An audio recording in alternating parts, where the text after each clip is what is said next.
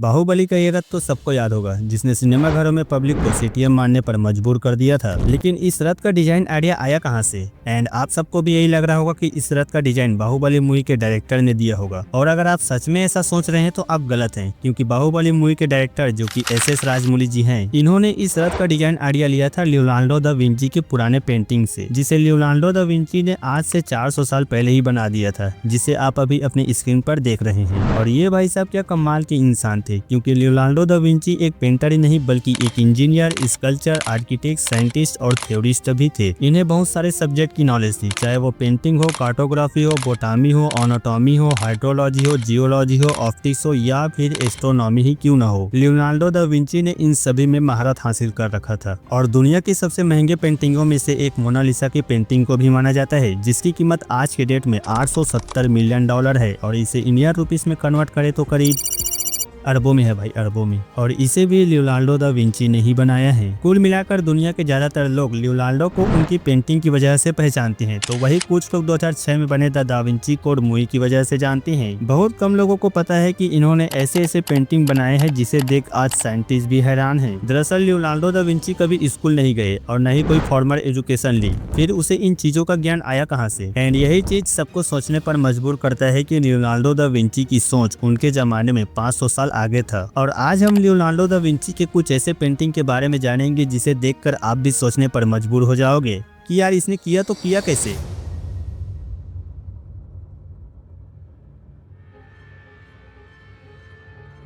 सबसे पहले आपको बता दूं कि लियोनार्डो दा विंची का जन्म 15 अप्रैल 1452 को इटली के विंची नामक गांव में हुआ था। और यह एक पॉलीमेथ थे। पॉलीमेथ का मतलब होता है हर फील्ड का बादशाह, जिसमें से वो पेंटिंग में सबसे बेस्ट थे और क्या कमाल के थिंकर थे। लियोनार्डो दा विंची जो भी सोचते थे उसे कॉपी में नोट करते थे और उसका स्केच बनाते थे, जिसमें से एक ये है फ्लाइंग मशीन एंड एनीमोमीटर।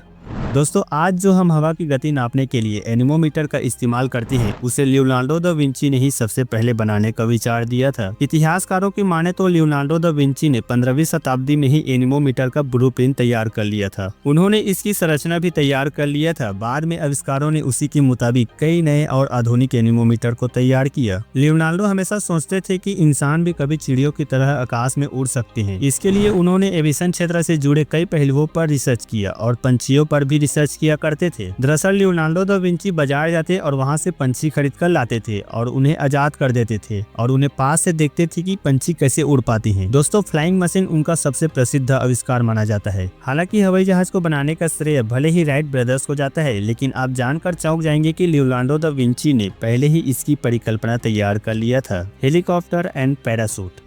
पहला हेलीकॉप्टर 1940 में बनाया गया था, लेकिन लियोनार्डो दा विंची ने इसे कई सौ साल पहले ही हेलीकॉप्टर का स्केच बना लिया था। हालांकि वह कभी इसका परीक्षण नहीं कर पाए, लेकिन उन्होंने इसे काम करने के तरीके का डिजाइन और नक्शा बना लिया था, जिसे आप अभी अपनी स्क्रीन पर देख रहे हैं। ये वही पेंटिंग है जिसे लियोनार्डो दा विंची ने बनाया है और उन्होंने अपनी इस खोज को हेलिक्स पैटर्न नाम दिया था। लियोनार्डो दा विंची ने एक पैराशूट भी बनाया था, जिसमें उन्होंने इंसान को एक छतरी नुमा वस्तु के साथ हवा में उड़ते हुए दिखाता है।